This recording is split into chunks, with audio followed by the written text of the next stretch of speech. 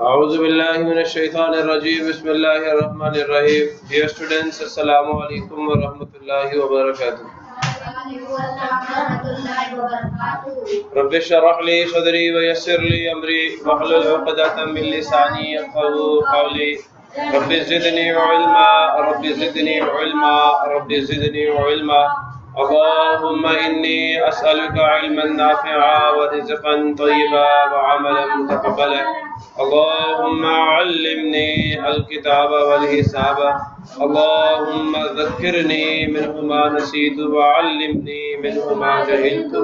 अल्लाहुम्मा खुज़ बियदी। पर बच्चों, आज हम लोग science 5th class chapter number 3 जिसका नाम फ्लावर्स एंड सीड्स है, उसका नया लेक्चर स्टार्ट करने जा रहे हैं। और आज के इस लेक्चर में हमारी जो गुफ्तगू है वो गुज़रे वाला होगी सीड्स पे। कल हम लोगों ने सेक्सुअल एंड एसेक्सुअल रिप्रोडक्शन का डिफरेंस भी देखा था, इनकी डेफिनेशंस भी देखी थी, इनकी डिटेल्स भी देखी थी। फ्लावर्स को भी देखा था, फ्लावर्स के पार्ट्स को भी देखा था, पोलिनेशन को भी देखा था, पोलिनेशन की टाइप्स को भी देखा था। याद आया आपको? और आज का हमारा जो काम है वो क्या जी, सीड्स क्या हैं। पहला सवाल ये है, सीड्स क्या हैं, फ्लावर्स क्या होते हैं। तो आज बेटा हम लोग सीड्स को देखेंगे कि सीड क्या है। फ्लावर क्या था? The reproductive part of A plant. ये प्लांट का रिप्रोडक्टिव पार्ट है जो रिप्रोडक्शन में अपना वाइटल रोल प्ले करता है। ये फ्लावर की बात कर रहा हूं मैं। सीड क्या है कि ये जो सीड है ये फर्टिलाइज्ड ओव्यूल होता है। ऐसा ओव्यूल जिसके साथ मेल सेक्स सेल्स मिल चुके हों। फर्टिलाइजेशन कल देखी थी ना? मैंने कल आपको ये फर्टिलाइजेशन पढ़ाई थी, नहीं पढ़ाई थी? तो ये पोलन जो है ना, इसके अंदर मेल सेक्स सेल्स होते हैं जो किसके साथ जाके मिलते हैं? ओव्यूल्स के साथ जाके मिलते हैं, और ये पोलन ट्यूब के जरिए से जाते हैं। याद आया कुछ? तो जब ओव्यूल और मेल सेक्स सेल्स आपस में मिल जाते हैं तो क्या बनता है जी? बीज बनता है। और इस प्रोसेस को क्या कहते हैं? फर्टिलाइजेशन कहते हैं। तो ये fertilised ovule is called seed. ऐसा ओव्यूल जिसके साथ मेल सेक्स सेल्स मिल चुके हों उसे हम सीड कहते हैं, उसे हम बीज कहते हैं। ये बहुत सारे बीज आपको नजर आ रहे होंगे। लोबिया के नजर आ रहे हैं, नहीं आ रहे? चनों के बीज भी नजर आ रहे हैं, दालों के बीज भी नजर आ रहे हैं। ऐसा ही है ना? ये वैसे मैंने जरा एक पिक्चर साथ डाल दी ताकि आपको नजर भी आए कि हाँ जी बीज इस तरह के होते हैं। Structure of seed. स्ट्रक्चर कहते हैं बेटा साख्त को, आप कहते हैं की, और सीड कहते हैं बीज। बीज की साख्त, ये आपकी बुक के ऊपर जो बीज की साख्त लिखी हुई है मैं आपको वो बताने लगा हूं। ये पिक्चर आपकी बुक पे नहीं है, ये वाली पिक्चर आपकी बुक पे नहीं है, लेकिन ये जो वर्ड्स हैं ये आपकी बुक से मैंने कॉपी किए हैं ऑन द स्लाइड। ठीक है? The outer covering of a seed is called seed coat. बीज के बाहर एक छिलका होता है। ठीक है? होता नहीं होता? चने का बीज जो आप भिगो के पानी में उसे छीलो तो छिलका उतर जाता है ना। बादाम के बीज के बाहर भी एक रेड कलर का या ब्राउन कलर का छिलका होता नहीं होता? होता है ना। फिर आप उसे छील के अंदर से व्हाइट कलर की गिरी निकाल के खाते हो। ऐसा है या नहीं? तो द आउटर कवरिंग, बैरूनी गिलाफ, कवरिंग कहते हैं किसको? गिलाफ को। ऑफ ए सीड, एक बीज का, इज कॉल्ड सीड कोट। उसे बीज का छिलका भी कहते हैं, सीड कोट भी कहते हैं। It protects. अब सीड कोट का काम क्या होता है? वो हिफाजत करता है किसकी? Tiny embryo. कभी आप मटर का बीज जो है उसका छिलका उतार के अंदर देखें तो एक छोटा सा नन्हा सा पौधा होता है दो दालों के दरमियान में, देखा ना आपने? उसे कहते हैं एम्ब्रियो। उसे क्या कहते हैं? और वो ऐसा होता है, ये लोबिया के बीज के अंदर होता है, ये इस तरह का, इस तरह का होता है ना एम्ब्रियो, छोटा सा। मैं बड़ा करके आपको दिखा रहा हूँ। ठीक है? समझ आया नहीं आया? क्लियर हुआ भाई? बात समझ आ रही है कि नहीं आ रही? आ रही है ना? तो it protects the tiny embryo. इस सीड कोट का क्या काम होता है? इसका काम होता है हिफाजत करना छोटे नन्हे पौधे की, विच इज प्रेजेंट, जो मौजूद होता है इनसाइड द सीड, बीज के अंदर। क्लियर हो गया? ये बीज को क्या करता है? बीज के अंदर जो छोटा एम्ब्रियो होता है, छोटा नन्हा पौधा होता है, उसे बचाता है किससे? बाहर की सख्तियों से। ठीक है? बाहर की जो नुकसानदेह चीजें होती हैं उनसे। देयर इज ए पोर, एक सुराख होता है। ये देखो, नजर आ रहा है सबको? ये छोटा सा सुराख है। ठीक है? समझ आ रहा है नहीं आ रहा? एक छोटा सा सुराख होता है। ठीक है? किसमें? ये सीड कोट है, ये सीड कोट है सबसे बाहर ये। ठीक है? ये बीज का छिलका जो आपको ब्राउन ब्राउन नजर आ रहा है ना, ये सीड कोट है। आगे चले। इसके अंदर एक छोटा सा सुराख आप सबको नजर आ रहा है, इसे कहते हैं माइक्रोपाइल। इसे क्या कहते हैं?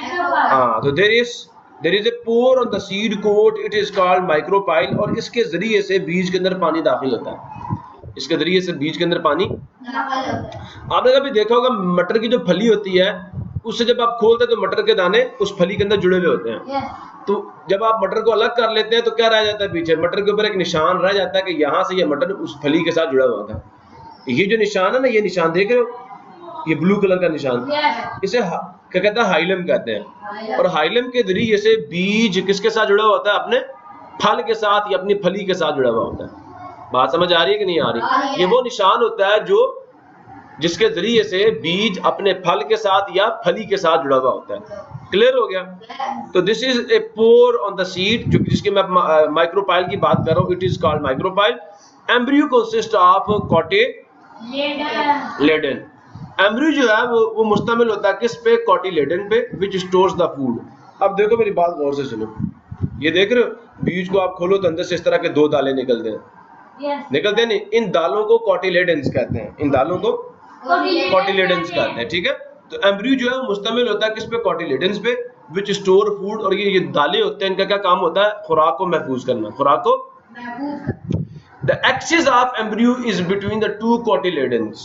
जो एक्सिस होता है एम्ब्रियो का वो दो कोटिलेडन्स के दरमियान में होता है।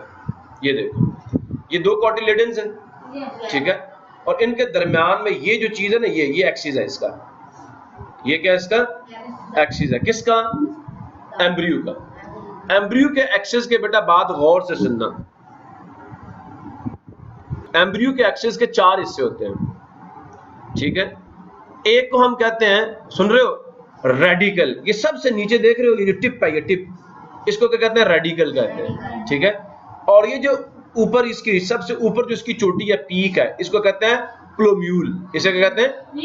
प्लोम्यूल। प्लोम्यूल, प्लोम्यूल, ठीक है? अभी मेरी बात गौर से सुनना, कोटिलेडन से लेकर जो रेडिकल तक का फासला होता है, ये जो डंडी होती है छोटी सी, सुन रहे नहीं सुन रहे? इसे कहते हैं हाइपोकोटाइल। हाइपो, ये छोटी सी डंडी नीचे नजर आ रही है आपको?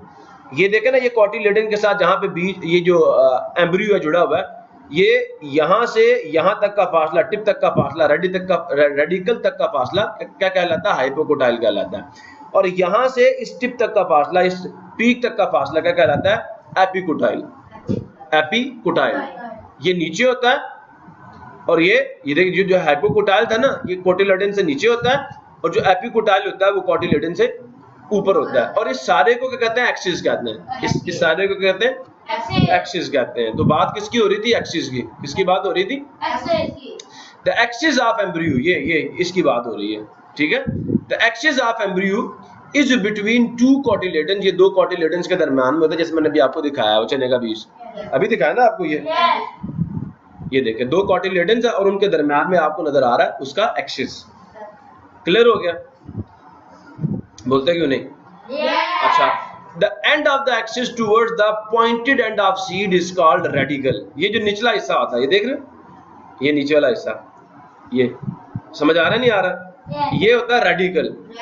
अब रेडिकल और इस पॉइंट के दरमियान में, कोटिलेडन के दरमियान में, ये जो डंडी है ना, डंडी, इसको कहते हैं हाइपोकोटाइल। इधर आ रही है ना आपको? ये हाइपोकोटाइल है, ठीक है? और कोटिलेडन से लेकर, सुन रहे हो, ये प्लोम्यूल है ऊपर, ये प्लोम्यूल है, ठीक है? प्लोम्यूल और कोटिलेडन के दरमियान में ये जो डंडी ऊपर नजर आपको आ रही है, इसे कहते हैं एपिकोटाइल, जिसकी मैंने अभी बात की थी आपके सामने। ठीक हो गया? तो ये जो निचला हिस्सा होता है ना, ये वाला निचला हिस्सा, इसको कहते हैं radical. The end of the axis toward the pointed and, जो नोकदार सिरा होता है ना बीज का, तो जो एक्सिस का वो सिरा जो नोकदार सिरे की तरफ होता है बीज के, या निचला सिरा जो होता है जो जड़ बनाता है, उसे हम क्या कहते हैं? रेडिकल कहते हैं। क्लियर हो गया? That part of the radical which becomes the root, ठीक है? when the seed will germinate, जब सीड जो है वो उगेगा ना, बीज जब उगेगा, तो आपके एम्ब्रियो का वो हिस्सा जो जड़ बनाता है, उसे हम क्या कहते हैं? उसे हम लोग रेडिकल कहते हैं। और जो हिस्सा क्या बनाता है? तना बनाता है, शाखें बनाता है, ठीक है? सुन रहे नहीं सुन रहे? स्टेम बनाता है, उसको हम लोग क्या कहते हैं? प्लोम्यूल कहते हैं। जर्मिनेशन का मतलब क्या होता है? उगना। जब बीज उगता है इट्स रेडिकल, जो उसका रेडिकल होता है, फॉर्म्स रूट्स, वो जड़ें बनाता है, वो the other and of the axis, जो दूसरा सिरा एक्सिस का, जो कि बड़ा होकर क्या बनेगा, तना बनेगा, इज कॉल्ड प्लूम्यूल, उसे हम प्लूम्यूल कहते हैं। इट गिव्स राइज, ये जन्म देता है टू द शूट, किसे, तने को, ये तने को जन्म देता है और ये बड़ा होकर तना बनता है। ठीक हो गया? समझ आ गया नहीं आ गया? रेडिकल वाला पार्ट जो होता है वो जमीन के अंदर जाके जड़ें बनाता है, और जो प्लूम्यूल होता है वो क्या करता है, वो शूट्स बनाता है, वो तना बनाता है, स्टेम बनाता है, शाखें बनाता है, उसमें फल फूल भी लगते हैं। ठीक हो गया? तो ये बेटा स्ट्रक्चर था सीड का, जो कि आपकी बुक के ऊपर लिखा हुआ था। मैंने आपको पिक्चर में भी दिखा दिया, हाइलम भी दिखा दिया, माइक्रोपाइल भी दिखा दिया, एपिकोटाइल भी दिखा दिया, हाइपोकोटाइल भी दिखा दिया, रेडिकल भी दिखा दिया, प्लूम्यूल भी दिखा दिया, सीड कोट भी दिखा दिया आपको। ठीक हो गया? सारी बातें मैंने आपको स्ट्रक्चर में दिखा दी। ये आपकी बुक के ऊपर सिर्फ पिक्चर बनी हुई थी। देखें, माइक्रोपाइल, ये एक सुराख होता छोटा था यहाँ पे, और ये सीड कोट, ये लोबिया का बीज आपकी बुक पे सिर्फ बना हुआ था। अब जरा यहाँ पे आ जाए, एक्टिविटी है, study the internal structure of the bean seed. लोबिया का बीज जो है ना, स्टडी करें, मुतालिया करें, पढ़ें, ठीक है, पढ़ाई करें, किसके बारे में, द इंटरनल स्ट्रक्चर, अंदरूनी साख्त के बारे में। आप बीन सीड, एक लोबिया के बीज की, remove the seed coat, seed coat को हटा दें, जो छिलका ऊपर होता है ना उसको हटा दें। अब वो कैसे हटाओगे, आपने लोबिया के बीज जो है ना, उन्हें पानी में रख देना है या उन्हें बॉयल कर लेना है। बॉयल करोगे तो छिलका आसानी से उतर जाएगा। तो क्या करना है फिर आपने, रिमूव द सीड कोट, आपने उसका छिलका उतारना है। ओपन द सीड लॉन्गिट्यूडिनली, आपने सीड को लंबाई का रुख काटना है, लंबाई का रुख, कि दालें अलग हो जाए, दालें अलग हो जाए। ठीक है, इस तरफ से काटना है। काटना भी कहां से, इस तरफ से, इस तरफ से लंबाई का रुख। ऐसे नहीं काटना, इधर से इधर ऐसे नहीं काटना। ठीक है, हाँ, ऊपर से नीचे काटना, और ये वाली जगह जुड़ी रहने देनी है, ये वाली जगह इधर से काटना। ठीक है, इधर से खोलना है उसको, ताकि आपका जो प्लूम्यूल है वो कोटिलेडन से अलग ना हो। आपका जो एक्सिस है, जो आपका एम्ब्रियो है, वो कोटिलेडन्स के साथ जुड़ा रहे, कोटिलेडन्स के साथ जुड़ा रहे। ओपन द सीड लॉन्गिट्यूडनली, लंबाई के रुख सीड को खोल लीजिए। How many cotyledons did you see, बताएं लोबिया के बीज में कितने कोटिलेडन्स होते हैं, कितने दाले होते हैं। जब लोबिया का बीज खोलोगे तो कितने दाले अंदर से निकलेंगे, दो दाले निकलेंगे। वेरी गुड, शाबाश, ठीक हो गया। ड्रॉ द लॉन्गिट्यूडनल स्ट्रक्चर, आपने क्या करना है, ड्रॉ करना है, बनाना है, खींचना है, किसको, लॉन्गिट्यूडनल सेक्शन को, जो कि आपने यहाँ बनाया भी हुआ नजर आ रहा है ना सब। यस। अब द सीड बीज का ऑन योर नोटबुक, अपनी नोटबुक पे। अब ये सारा आपको बता रहे हैं, ये इसका सीड कोट है, यहाँ पे प्लूम्यूल है, ठीक है, ये रेडिकल है, ठीक है, माइक्रोपाइल भी है, प्लूम्यूल, ये तना बनेगा। सुन रहे नहीं सुन रहे, ये कोटिलेडन्स हैं। बस इतनी सी बातें आपको याद रखनी है। मैंने यहाँ आपको कुछ ज्यादा बता दी है, ठीक है, तो ज्यादा पता करने में क्या हर्ज है, पता ही है ना, डंडियों के नाम बता दिए, एपिकोटाइल, हाइपोकोटाइल, ये डंडियां हैं। ठीक है, तो आगे आपको हाइलम भी बता दिए, आपको माइक्रोपाइल भी बता दिए, सीड कोट भी बता दिए, तो कोई इशू वाली बात नहीं है। अच्छा जी, अब आपका काम है, ये बताएं, ये जो बीज है ये किसके बीज है, जल्दी से बता दें, नाम बता दें। वेरी गुड, ये चने हैं। ये क्या है, और इनको अंग्रेजी में क्या कहते हैं, ग्राम्स। ये क्या है जी, खाते हो यार, दिमाग की तरह इसका स्ट्रक्चर, हाँ, नहीं नहीं नहीं नहीं, बादाम, ये है बादाम, आलमंड, ये आलमंड है, ठीक है, ये वॉलनट है, अखरोट, और ये क्या है, जल्दी बताओ जल्दी, इसे उर्दू में काजू कहते हैं, उर्दू में क्या कहते हैं, काजू कहते हैं। और काजू की इंग्लिश क्या होती है, ये बेटा कैशू नट इसको कहते हैं। और ये काजू के बीज आपको नजर आ रहे हैं, जो आप खाते हैं, नमक लगे हुए, आपको ड्राई फ्रूट की शॉप से भी मिल जाते हैं, ऐसा ही है ना। तो ये क्या है जी, काजू उर्दू में कहते हैं, और कैशू नट क्या कहते हैं इंग्लिश में। ठीक हो गया, पक्का, चलो जी, तो लिख दो इसकी जगह पे।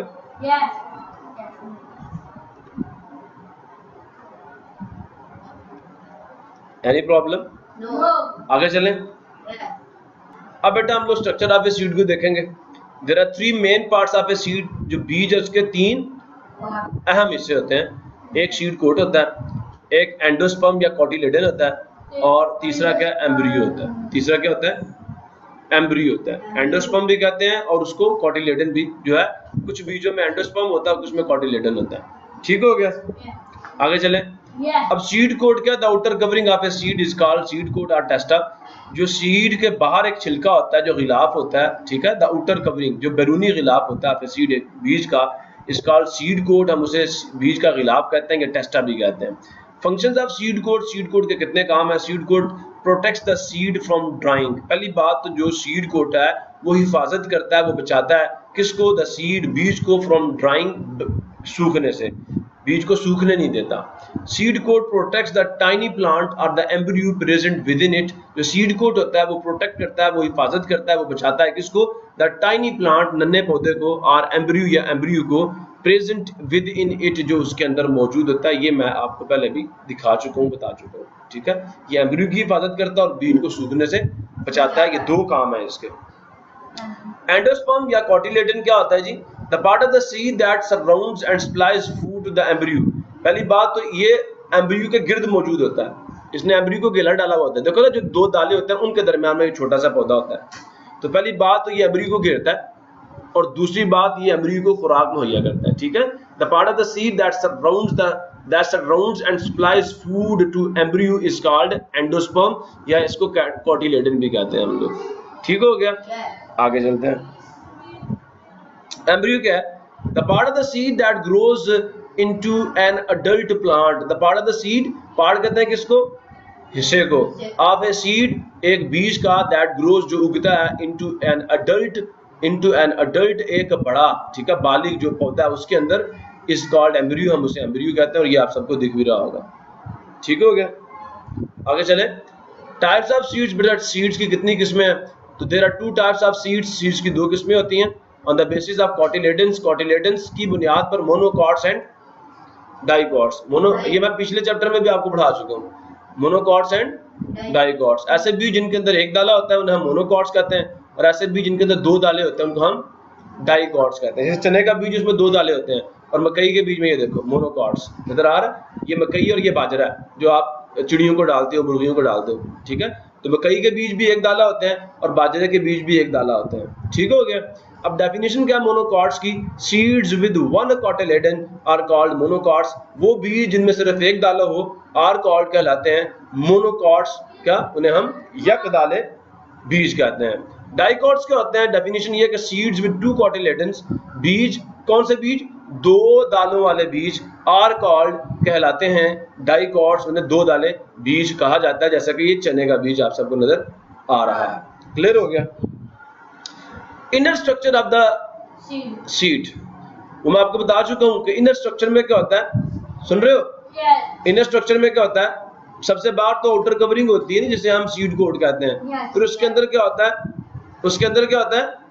बोले ना, कॉटिलेडन होता है, फिर एम्ब्रियो होता है। एम्ब्रियो के फिर कितने हिस्से मैंने आपको बताए? 4 हिस्से।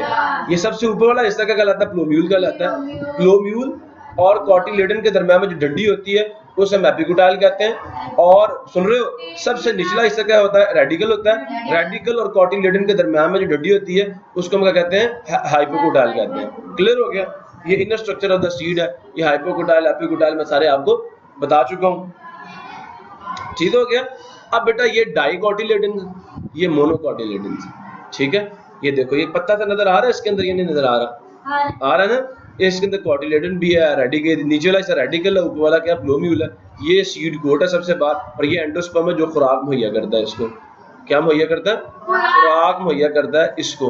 और उसके बाद मेरी बात गौर से सुनना, जो डाइकॉट्स होते हैं उनमें 2 कॉटिलेडन्स होते हैं। कॉटिलेडन्स का काम क्या होता है? जो एम्ब्रियो होता है, जो छोटा नन्हा पौधा होता है, उसको खुराक मुहैया करना होता है। ठीक हो गया।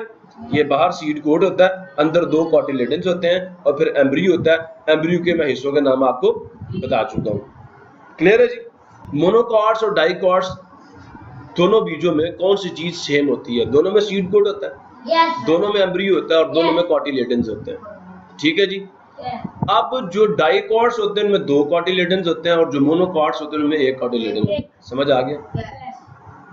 जो मोनोकॉट्स होते हैं उनमें एंडोस्पर्म मौजूद होता है, इसका काम खुराक मुहैया करना होता है। मोनोकॉट्स में एंडोस्पर्म मौजूद होता है, लेकिन डाइकॉट्स में एंडोस्पर्म एब्सेंट होता है, नहीं प्रेजेंट होता। ठीक हो गया, यहाँ प्रेजेंट है, यहाँ एब्सेंट है। मेरी बात समझ आ रही है बेटा आपको? उसके बाद इसका कॉटिलेडन खुराक महफूज करता है डाइकॉट का। डाइकॉट के कॉटिलेडन के अंदर क्या होती है, खुराक महफूज होती है, लेकिन मोनोकॉट का जो कॉटिलेडन है डज नॉट स्टोर फूड, उसके कॉटिलेडन में खुराक महफूज नहीं होती। फिर सवाल पैदा होता है खुराक कहाँ महफूज होती है, एंडोस्पर्म में खुराक महफूज होती है। ठीक हो गया, मेरी बात समझ आ गई? तो इसमें जो खुराक मुहैया करता है वो एंडोस्पर्म मुहैया करता है, और इसमें जो खुराक मुहैया करता है वो कॉटिलेडन मुहैया करता है। क्लियर हो गया? अब आगे चलते हैं। ये कुछ डेफिनेशंस मैंने लिखी हुई हैं, अगर आप याद कर लेंगे तो आपके फायदे की चीजें हैं। रेडिकल क्या होता है? The radicle is the embryonic root of the plant. Embryonic, सुन रहे हो? एम्ब्रियो की जो जड़ होती है ना, एम्ब्रियो की जो जड़ होती है उससे हम क्या कहते हैं? रेडिकल कहते हैं। द टिप ऑफ द, ठीक है, ये जो टिप होती है ना एम्ब्रियो की, जो बॉटम पे उसकी टिप होती है उसे हम रेडिकल कहते हैं। हाइपोकोटाइल कहते हैं the part of the embryo plant, सुन रहे हो? जो एम्ब्रियो प्लांट का जो वो part between the cotyledon and the radicle is called hypocotyl, उसे हम हाइपोकोटाइल कहते हैं, और वो मैं आपको बता चुका हूँ। ये यहाँ पे ये रेडिकल है और ये कॉटिलेडन, इन दोनों के दरम्यान में ये जो डंडी है इसे हम क्या कहते हैं? हाइपोकोटाइल कहते हैं। ये मैंने डेफिनेशन इसकी डाल दी यहाँ पे। ठीक है जी, हाइपोकोटाइल। एपिकोटाइल क्या होता है जी? The part of the embryo in between the plumule and the cotyledon, सुन रहे हो? And the cotyledon node, and the cotyledon node, जो कॉटिलेडन की नोड होती है, जो कोम्पल होती है, उसके दरम्यान में जो डंडी है, उस डंडी को हमने किसका नाम दे दिया? एपिकोटाइल का। यहाँ से यहाँ तक की डंडी है ना, इसको हमने एपिकोटाइल का नाम दिया। प्रॉब्लम किसी को? आप इस कॉल्ड एपिकोटाइल भी लगा सकते हैं इसके आखिर पे। प्लोम्यूल क्या है? The terminal end of the epicotyl is called plumule. This is the upper part of the embryo. Embryo की जो ऊपर की पीक वाली टिप होती है ना, उसको हम क्या कहते हैं? उसे हम प्लोम्यूल कहते हैं। ठीक है, जिससे आपका पत्ते शत्ते और तना बनता है। हाइलम क्या होता है? द स्कार, सुन रहे हो? स्कार का मतलब है दाग। It is the spot on a seed marking the point of attachment to its seed vessel. ये दाग होता है ऑन ए सीड, एक बीज पर मार्किंग जो बता रहा होता है द पॉइंट, उस निशान का, ऑफ अटैचमेंट, जुड़ने के निशान का, to its seed vessel. Vessel का मतलब होता है खाना। सेब के अंदर भी जो बीज है वो किसी खाने में ही होता है ना, तो अपने खाने के अंदर बीज जिस मुकाम के साथ, जिस डंडी के साथ जुड़ा हुआ होता है, ये जो हाइलम है उस निशान का हमें बता रहा है। ठीक है, स्कार उस दाग को कहते हैं जिस दाग के जरिए से या जिस निशान के जरिए से बीज अपनी फली के साथ या अपने उस खोल के साथ जुड़ा हुआ होता है। ठीक है, इज कॉल्ड हाइलम। माइक्रोपाइल क्या है? Pore in the seed coat, seed को कोड के अंदर मौजूद वो सुराख, पोर कहते हैं सुराख को, थ्रू, ठीक है, सुन रहे हो? A pore in the seed coat through which water enters the seed, सुन रहे हो? कि ये वो सुराख होता है सीड कोड के अंदर जिसके जरिए से पानी दाखिल होता है बीज के अंदर at the time of germination. कब? जब बीज उग रहा होता है। इस कॉल्ड माइक्रोपाइल। हम उस सुराख को किसका नाम देते हैं? माइक्रोपाइल का नाम देते हैं। ठीक हो गया। स्ट्रक्चर ऑफ मेज सीड, मेज किसे कहते हैं? मकई को। तो मकई के बीज की साख्त। मेज इज मोनोकॉट प्लांट। पहली बात तो मेज जो है इसके बीज में एक दाला होता है, जो कि मैं पीछे भी एग्जांपल्स आपको दे चुका हूँ। ये मेज मकई का बीज था। ठीक है बेटा, ये मकई का बीज है। चले आगे। तो ये मोनोकॉट होता है। There is one cotyledon in its seed. इसके बीज में एक कॉटिलेडन होता है, एक दाला होता है। The maize seed is Oval and flat in shape.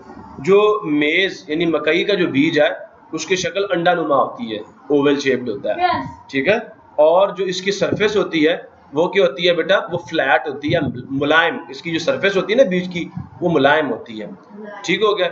It's external covering, जो इसका बैरूनी गिलाफ होता है, is in the form of a thin seed coat, is है इन द फॉर्म ऑफ की शक्ल में of a thin seed coat. इसका जो सीड कोट होता है वो पतला सा होता है। ठीक है ना, वो एक पतले से सीड कोट की शक्ल में होती है। इसकी जो इसका बैरूनी गिलाफ होता है, जो इसकी बैरूनी कवरिंग होती है। There is an endosperm. इसके अंदर क्या होता है? एंडोस्पर्म होता है। ये मैंने आपको दिखाया, ये देख रहे हो ऊपर का हिस्सा, ये वाला, ये सारा एंडोस्पर्म है। ठीक है, इसके अंदर एंडोस्पर्म होता है। Inside the seed where food is stored, जिसके अंदर खुराक महफूज होती है। ठीक हो गया।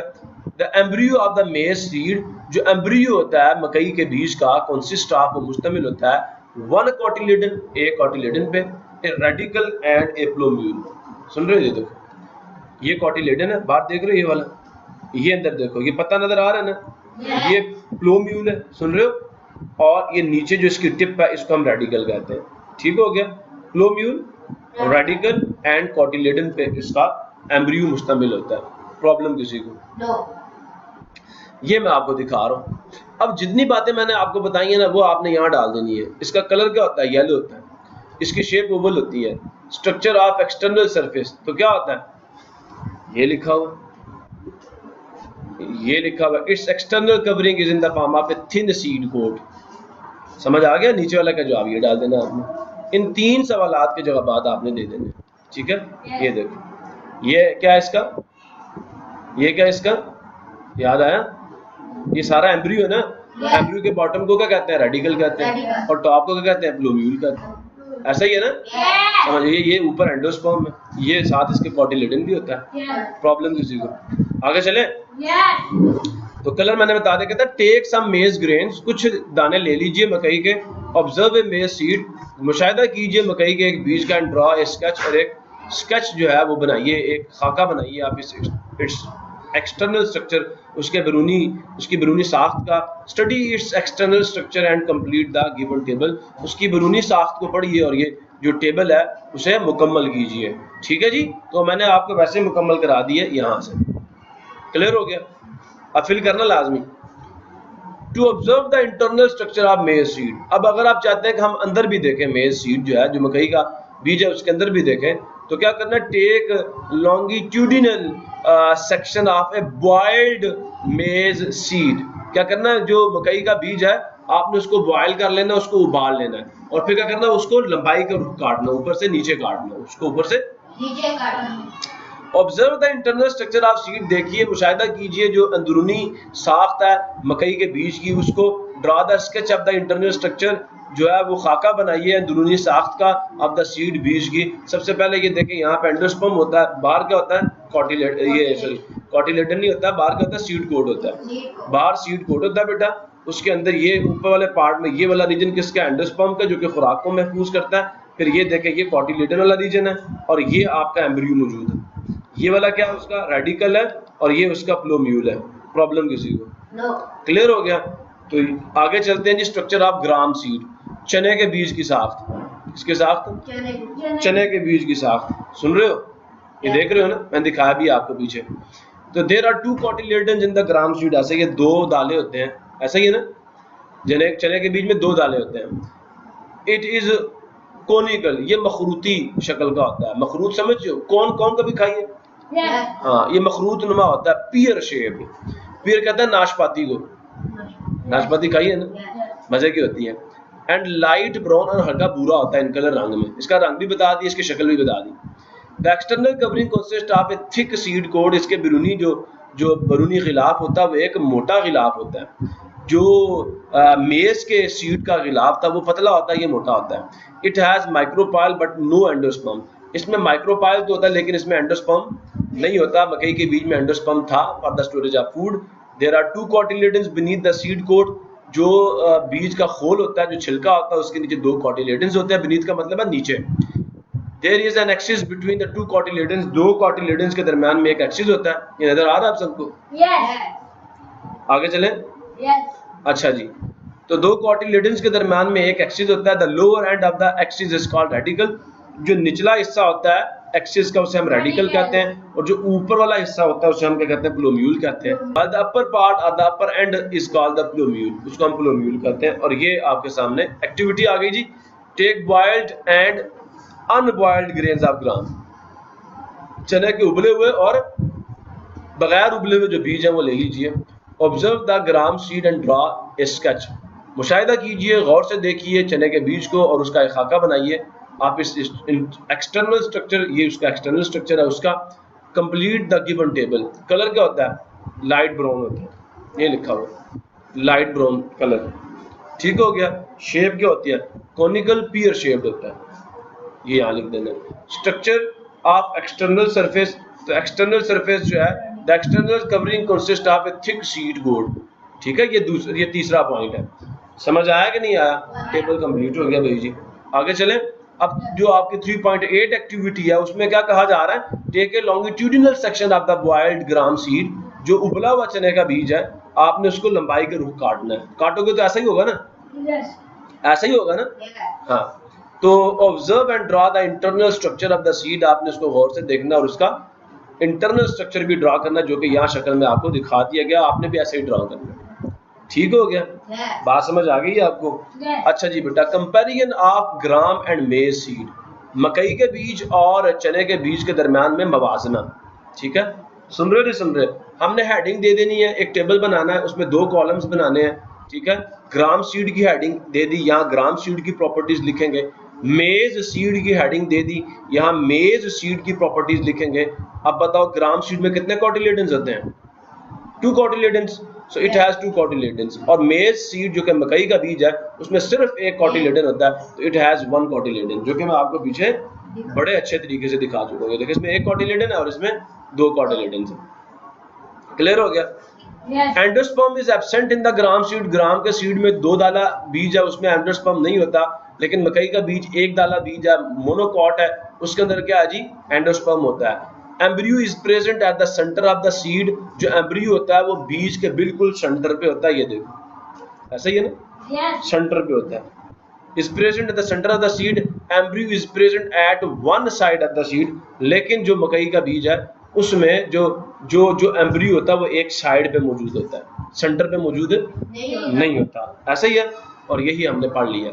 ये बेटा पुरानी बुक थी जो आपकी, उसके अंदर बड़ा मजे का एक कंपैरिजन था कि difference between monocot and dicot भी कह सकते हो, ये भी कह सकते हो कि डिफरेंस बिटवीन मेज सीड एंड फ्रेंच बीन और बीन सीड, ये भी कह सकते हो, ग्राम सीड भी कह सकते हो। ठीक हो गया? ये मुझे अच्छा लगा, मैंने कहा मैं आपको ये भी बता दूंगा।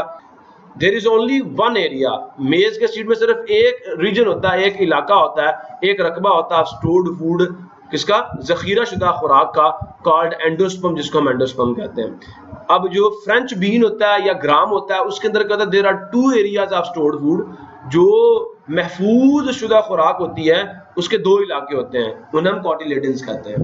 तो डाइकॉट्स में जो स्टोर्ड फूड होती है वो इन द फॉर्म ऑफ कॉटिलेडन्स होती है, और जो मोनोकॉट होता है उसके अंदर जो फूड होती है वो किसकी फॉर्म में स्टोर्ड होती है? एंडोस्पर्म की फॉर्म में। The endosperm is present which stores the food, जो मेज का सीड है उसके अंदर एंडोस्पर्म मौजूद होता है जो कि खुराक को महफूज करता है। सही समझ आ गया ना? And the endosperm is not present in the dicot, जो मेज का सीड है उसमें तो है एंडोस्पर्म, लेकिन जो फ्रेंच बीन है या ग्राम है, आप इसकी जगह पे ग्राम भी लिख सकते हैं, तो ग्राम जो है उसके अंदर एंडोस्पर्म नहीं होता। क्लियर हो गया? Cotyledon store food for the embryo, जो फ्रेंच बीन है या ग्राम सीड है, इन दोनों के अंदर कॉटिलेडन्स का फंक्शन जो है वो जो फूड है उसको स्टोर करना है। लेकिन जो मेज का सीड है उसके अंदर जो है cotyledon have no role in storing the food, उसमें कॉटिलेडन का कोई किरदार नहीं होता खुराक को महफूज करने में। क्लियर हुआ नहीं हुआ? As the maize seed स्प्रूट्स, cotyledons emerge in the form of a protective cap that covers the shoot। गौर से सुनना, जैसे ही स्प्राउट का मतलब क्या है? उगना, फूटना। जैसे ही मेज का सीड जो है वो स्प्राउट करता है, वो उगता है, जमीन से बाहर निकलता है, जर्मिनेट करता है, तो कॉटिलेडन इमर्ज करता है, कॉटिलेडन बाहर आता है। सुन रहे हो? इन the form of A protective cap, एक हिफाजती खोल की शक्ल में, दैट कवर्स द शूट, जो कि उसके तने की हिफाजत करता है। As a French bean seed sprouts, the cotyledon become the first plant leaf। जो cotyledons होते हैं वो क्या बन जाते हैं? पौधे के पहले पत्ते बन जाते हैं, पहले पत्ते बन जाते हैं। क्लियर हुआ नहीं हुआ? अब बेटा ये जर्मिनेशन ऑफ सीड है, सुन रहे हो मेरी बात? जर्मिनेशन ऑफ सीड, बीज का उगना, ये आपकी बुक पे लिखा हुआ है जो मैं अभी आपको पढ़ा रहा हूँ, लेकिन इसकी मजेदार किस्म की डिटेल्स मैं आपको यहाँ पे बताऊंगा। मेरी बात सुन रहे नहीं सुन रहे? ये देखें, ये मेज का सीड उग रहा, तो जो उसका कॉटिलेडन है वो एज ए कवरिंग इसके ऊपर रहता है, एक कवर की शक्ल में। आस्ता आस्ता जैसे पौधा बड़ा होता है वो कवर उतर जाता है और ये लीव्स इसके बाहर आ जाते हैं। लेकिन जो डाइकॉट्स का पौधा होता है उसका जो कॉटिलेडन होता है वो पौधे के साथ बाहर आ जाता है और उसके लीव्स बन जाते हैं, उसके लीफ इसका कोटिलेडन जो है ना वो बाहर आ जाते हैं, लेकिन वो क्या करता है, वो कवरिंग बनाता है। वो क्या करता है, वो कवरिंग बनाता है, उसके बतौर उसके कवर के मौजूद रहता है और आस्ता आस्ता नीचे खत्म हो जाता है वो। सो जर्मिनेशन ऑफ सीड, पहली बात जर्मिनेशन की डेफिनेशन क्या है? The process by which a seed grows, वो अमल, प्रोसेस कहते हैं किसको, अमल, बाय विच, जिसके जरिए से ए सीड, एक बीज, ग्रोस, उगता है, इनटू ए सीडलिंग, एक कोंपल की शक्ल में, और यंग प्लांट, या एक नन्हे पौधे की शक्ल में, इस कॉल्ड जर्मिनेशन। हम उसे क्या कहते हैं, जर्मिनेशन। बीज एक नन्हा पौधा बन के उग जाता है, उस अमल को क्या कहते हैं, जर्मिनेशन कहते हैं। या the process by which a plant grows from a seed is called germination. सादा सी डेफिनेशन है, वो अमल जिसमें एक पौधा उगता है, किससे, बीज से, इज कॉल्ड जर्मिनेशन, यानी बीज से पौधे का उगना जर्मिनेशन कहलाता है। समझ आ गया? या तीसरी डेफिनेशन क्या है, budding of a seed into A plant is called germination. ठीक है, बात नहीं समझ आ रही? एक बीज का फूट जाना, ठीक है, इनटू ए प्लांट, किसके अंदर, एक पौधे के अंदर। The process of a seed sprouting is called, ठीक है, बीज का फूटना और पौधे का बनना, the process of seed sprouting. ठीक है ना, समझ आ रहा नहीं आ रहा कि ये जो बीज का फट कर क्या बनाना है, पौधा बनाना है, is called germination. The development of A plant from a seed is called germination. ये लास्ट डेफिनेशन भी आप कर सकते हो कि बीज के अंदर से पौधे का डेवलप होना, पैदा होना, पौधे की पैदाइश किससे, बीज से, इज कॉल्ड जर्मिनेशन। हम उसे जर्मिनेशन कहते हैं। और जर्मिनेशन ऑफ सीड, के बीज से पौधे का बनना, ये आपकी बुक पे सारे स्टेप्स लिखे हुए हैं। The germination of a seed is a process in which A seedling, A Compal, comes out, निकलती है, खारिज होती है, ऑफ द एम्ब्रियो, किससे, एम्ब्रियो से। ड्यूरिंग जर्मिनेशन, पौधे के उगने के दौरान, सीड एब्जॉर्ब्स वाटर, जो बीज है वो पहले, ये बेटा स्टेप्स है, सीड क्या करता है, पानी को एब्जॉर्ब करता है थ्रू इट्स माइक्रोपाइल, किसके जरिए से, अपने माइक्रोपाइल के जरिए से, जो कि मैं आपको दिखा चुका हूं कि माइक्रोपाइल क्या होता है। देखा नहीं देखा? ये एक सुराख होता है सीड कोड के अंदर, जिससे पानी बीज के अंदर दाखिल होता है। ठीक हो गया? समझ आ रहा नहीं आ रहा?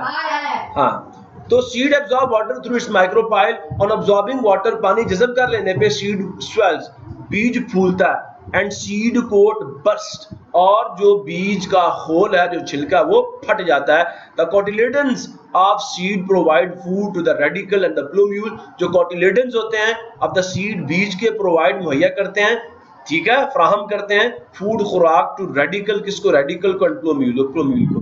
फिर क्या होता है, द रेडिकल ग्रोज, जो रेडिकल है वो क्या करता है, रेडिकल क्या करता है, बढ़ता है, ठीक है, टुवर्ड्स द ग्राउंड, जमीन की तरफ, and give rise to roots, और वो जन्म देता है किसको, जड़ों को। तो रेडिकल किससे क्या निकलती है, जड़ें निकलती हैं। देन द प्लूम्यूल ग्रोज, और फिर क्या होता है, प्लूम्यूल उगता है अपवर्ड, ऊपर की सिमत में, एंड गिव राइज, और वो जन्म देता है टू ए टाइनी शूट, एक नन्हे तने को। The cotyledons form the first leaflets of the seed, जो cotyledons होते हैं, डाइकोट्स की बात हो रही है, फॉर्म बनाते हैं फर्स्ट लीवलेट्स, पहले पत्ते, पहली पत्तियां ऑफ सीड, बीज की। सुन रहे हो? These leaflets provide food, ये जो पत्तियां होती हैं ये मुहैया करती हैं खुराक, द ग्रोइंग प्लांट या ग्रोइंग रूट्स एंड शूट्स। सुन रहे हो? ये उगते हुए तने को और उगती हुई जड़ों को क्या मुहैया करते हैं, ये खुराक मुहैया करते हैं। Till the new leaves appear, यहाँ तक के नए पत्ते आ जाए। देख रहे हो? पहले क्या हुआ, रेडिकल उगा जमीन की तरफ, अब क्या होगा, ये बाहर निकलेगा और कोटिलेडन्स पत्ते का काम करेंगे, यहाँ तक ये उसको खुराक मुहैया करेंगे कि जब तक नए पत्ते ना निकलें, फिर ये सूख के गिर जाते हैं। क्लियर हुआ? क्लियर हुआ? और ये सारी की सारी जर्मिनेशन का प्रोसेस आपको यहाँ पे बता दिया गया, और ये आपने इसकी डेफिनेशंस भी देख ली। अब एक एक्टिविटी है, predict what will happen if we wrap bean seeds in a wet paper, tissue paper और cotton and put them in a plastic bag. बात जरा गौर से सुनिए आपने। प्रिडिक्ट कहता है पेशन गोई करो, बताओ क्या होगा, व्हाट विल हैपन क्या होगा, इफ वी रैप, अगर हम लपेट दें, बीन सीड्स, लोबिया के बीजों को, इन ए वेट पेपर, एक गीले पेपर के अंदर, टिश्यू पेपर या टिश्यू पेपर के अंदर, और कॉटन या रुई के अंदर, गीली रुई के अंदर, एंड पुट देम, और हम उन्हें रख दें, इन ए प्लास्टिक बैग, एक प्लास्टिक के बैग के अंदर। तो क्या होगा, जर्मिनेशन शुरू हो जाएगी। Before sowing bean seeds, before sowing हम कहते हैं बोने से पहले, कहते हैं ना हमने फसल बोई है, लगाई है, ठीक है, तो बोने से पहले या लगाने से पहले बीन सीड्स जो लोबिया के बीज हैं उनको कीप देम सोक्ड, उन्हें भिगो दीजिए इन वाटर पानी में, या उन्हें भिगो के रखिए इन वाटर पानी में फॉर द होल नाइट, पूरी रात के लिए इन वाटर पानी में। सुन रहे हो? पुट सॉडस्ट, सॉडस्ट क्या होती है? कभी गए हो बढ़ई की दुकान पे, कारपेंटर की दुकान पे कभी गए हो? बढ़ई जो लकड़ी का फर्नीचर बनाने वाला बंदा होता है, उसकी कभी दुकान पे गए हो? वहां पे लकड़ी जब वो आरी से लकड़ी को काटता है तो नीचे बराता गिरता नहीं गिरता, लकड़ी का बूरा गिरता नहीं गिरता, वो जो सॉडस्ट है उससे लकड़ी का बूरा कहते हैं, ठीक है। एंड आर सैंड या रेत, लकड़ी का बूरा ले लो या रेत ले लो इन ए ट्रांसपेरेंट प्लास्टिक, एक जो ट्रांसपेरेंट प्लास्टिक का कप होता है उसके अंदर। आजकल आपको डिस्पोजेबल गिलास नहीं मिलते जब आप सोडा वाटर पीने जाते हो, प्लास्टिक के कप मिलते हैं ना, तो वो आपने ले लेना। शो द बीन्स, सो का मतलब होता है लगा दो, बो दो या बीज दो, ठीक है। सुन रहे हो नहीं सुन रहे? द बीन सीड जो लोबिया के बीज है इन द सॉडस्ट, बूरे के अंदर, लकड़ी के बूरे के अंदर, और सैंड या रेत के अंदर, सो दैट ताकि you can observe them easily, ताकि आप उनको आसानी से देख सके।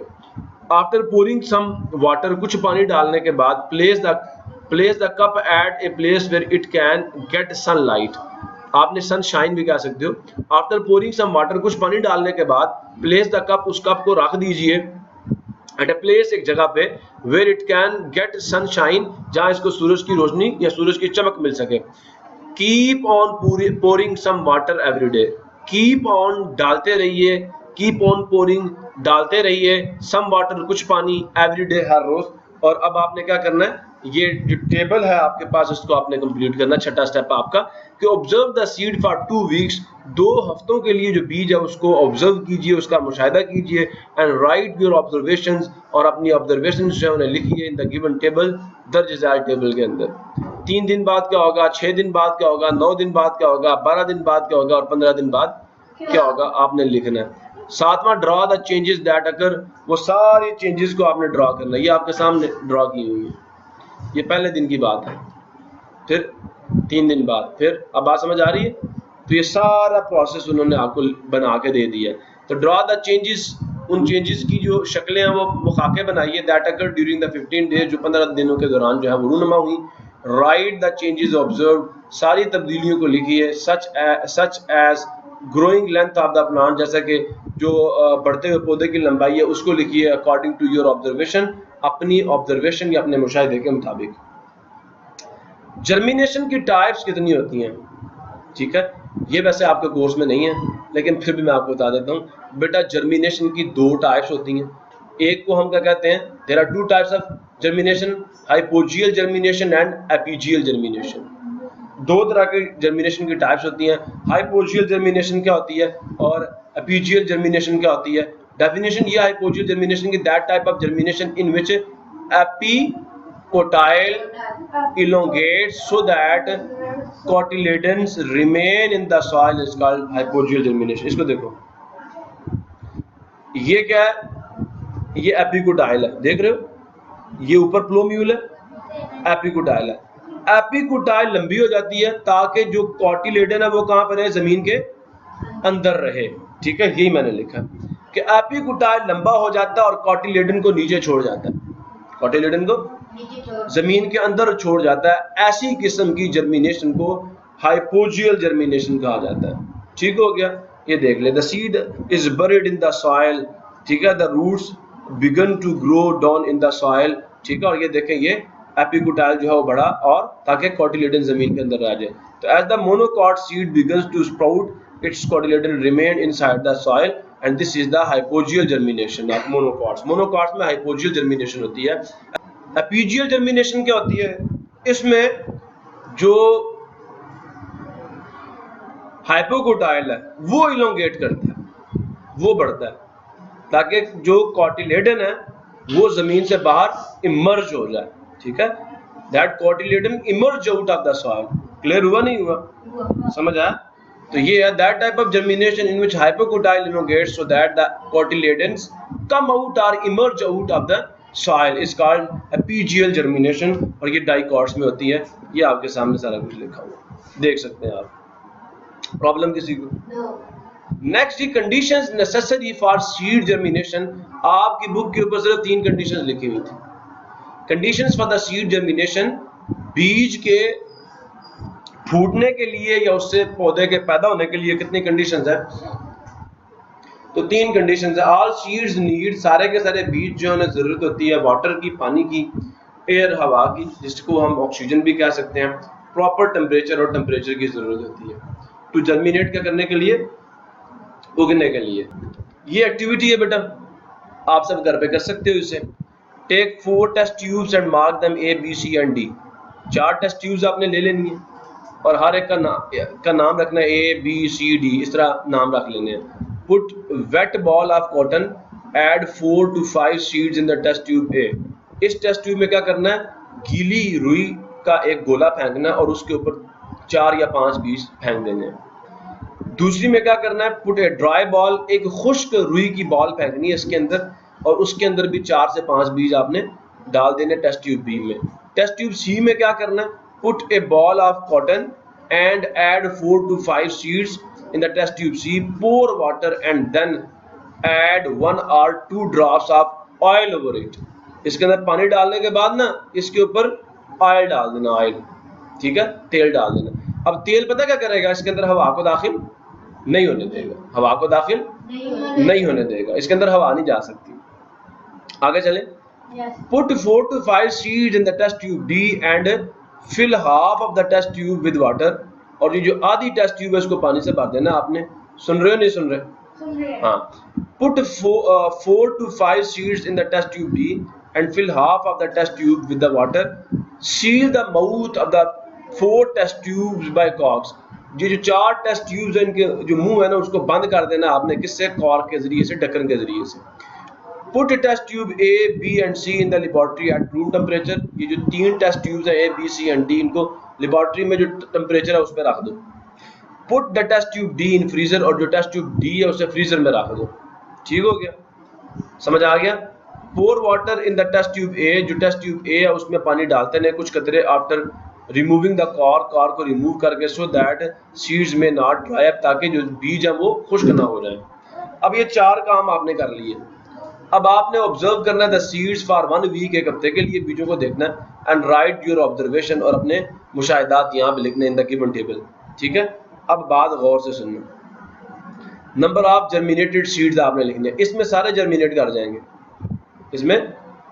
इसमें कोई जर्मिनेट नहीं करेगा क्योंकि आपने इसको पानी नहीं दिया, और सी में हवा ही नहीं गई, ऊपर तेल डाला हुआ है, इसको पानी नहीं दिया बी वाले को और इसको हवा ही नहीं गई। और डी वाले को क्या है, उसको आपने ठंडक में रख दिया, बर्फ जम के। बर्फ में बीज कभी उगे? बर्फ में तो बीज कभी भी नहीं उगे। इसको टेम्परेचर सही नहीं दिया, इसको हवा नहीं दी, इसको पानी नहीं दिया, और इसको तीनों दिए हैं, इसलिए ये बीज उग जाएंगे, बाकी बीज नहीं उगेंगे। यही बात यहाँ पे नीचे लिख दी है। In which test tube did the seed germinate, why did seed not germinate in test tube B, C and D. B, C और डी में जो बीज है वो कभी भी जर्मिनेट नहीं करेंगे। Why the drops of oil, क्यों जो तेल के कतरे हैं वो डाल दिए गए थे उन द वाटर, पानी पर, in the test tube C में, ताकि वहां पे हवा दाखिल ना हो सके।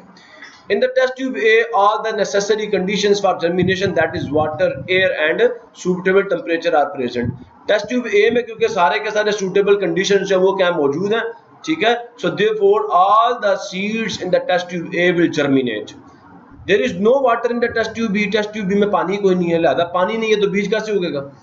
And no air in the test tube C. Test tube C में आपने ऑयल डाल दिया, ऑयल से हवा नीचे नहीं जा सकती, लिहाजा उसके अंदर भी हवा नहीं गई, लिहाजा बीज उगेगा नहीं। The test tube D has no suitable temperature, और जो टेस्ट ट्यूब डी है उसके अंदर टेम्परेचर सूटेबल नहीं था, सो देयरफॉर उसमें भी बीज नहीं उगेंगे। This experiment proves that water, air and suitable temperature are necessary conditions for seed germination. हवा, पानी और मुनासिब दर्जाए हरारत या टेम्परेचर जो है उनकी जरूरत होती है बीज के उगने के लिए। इस तजर्बे से ये बात साबित हुई। जनाब आली, आगे हमारी एक्सरसाइज शुरू हो गई है, तो मिलते हैं नेक्स्ट लेक्चर में। तब तक के लिए अल्लाह हाफिज़। पाकिस्तान जिंदाबाद।